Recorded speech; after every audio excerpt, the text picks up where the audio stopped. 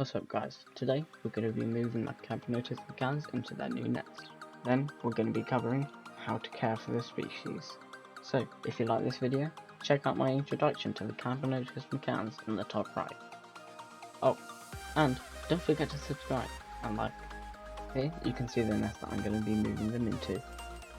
And if you didn't already know, this is a size 3 Wakushi starter nest. It has a gypsum base where the nest is, so it soaks up water and distributes humidity over time. The nest also has a water tower, which the ants can use for high level control of their humidity for their brood. You can also see a circular port of which to enter the nest.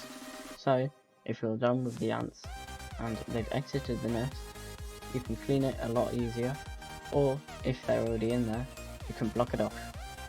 And there you can see, after I connected it, they went straight in to investigate.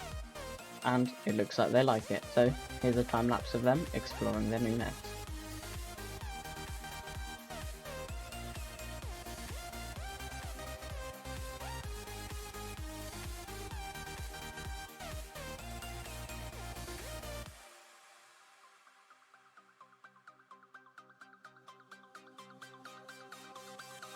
And here you can see, after a few hours of being out, I came back to see they've finally moved in, but the queen hadn't yet. So I waited a few more hours, and bam, the queen had moved in and joined her workers and brood. Because it was dark in my room, they seemed to like where the water tower was because of the humidity and because of the heat amount that I provided them in their new nest. And along with them moving in really quick, the queen also must have loved it as she laid lots of eggs. And now that they've moved, I'll get onto the care guide section. If you're looking for these ants, you'll find that they're native to North Temperate and North Subtropical climate.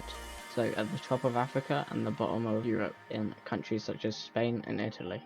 And if you are lucky enough to live in these countries, and you do indeed find a queen outside, you'll be very blessed, as these colonies grow very quickly and do not require much attention. Just like every other ant species, these require protein and carbohydrates. I provide protein in the form of crickets, fruit flies and other bugs, all of which you can buy in a local pets area. But if you're not really into invertebrates feeding, you can always feed them protein jelly. I usually buy this from Ants HQ or from Wakushi, as they're very trusted suppliers and they always deliver on time. But just know, not all ant colonies are the same, so you might want to try different flavours of protein jelly, as not all ants like the same flavours. Which brings me on to carbohydrates. I provide my ants carbohydrates in the form of Wakushi ant nectar, which every colony loves, but they might not for you. But I'd still give it a shot, as they're very good. As well as Wakushi ant nectar, you can instead give them water diluted with sugar, as this is very similar and it will give them the carbohydrates they need. Other ways include honey and raw honey, as not all ants like just processed honey. But as well as feeding, you also have to focus on their habitat and their nests. When finding a nest for camponotus micans, you want to look for something with a cork base or something that resembles wood. This is because they're part of the genus Camponotus, which means they're carpenter ants. And almost every single species of carpenter ants loves digging in wood. It's just because they like a low humidity and a high temperature. So when watering these ants, you only want to water them a little bit.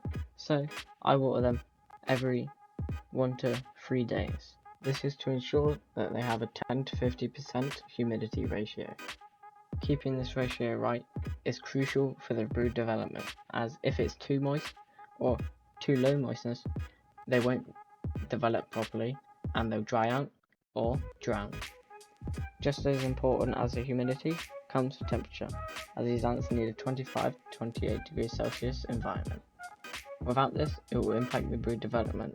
This is because if it's too low of a temperature, they won't have a high enough metabolism to grow.